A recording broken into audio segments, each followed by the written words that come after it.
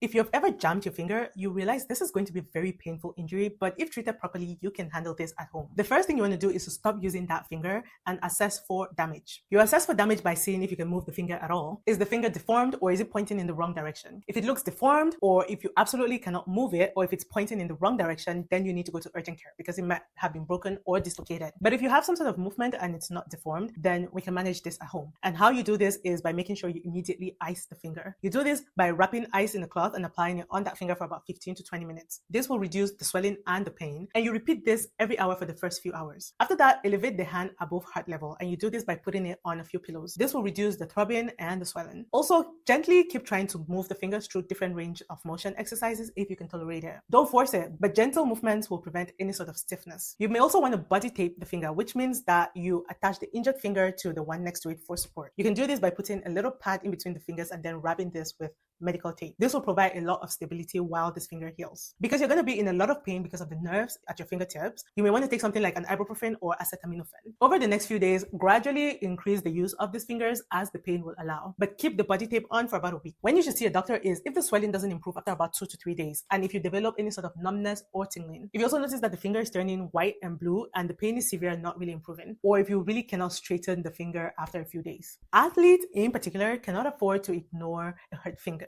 because playing through it can cause permanent damage. A jammed finger will usually heal in about 1 to 2 weeks with proper care. And so the best way to prevent jamming, especially if you're somebody who plays sports, is to make sure that you put your fingers in proper position and you don't always reach out with your hands extended when you're trying to catch a ball. Take care of those hands and stay healthy.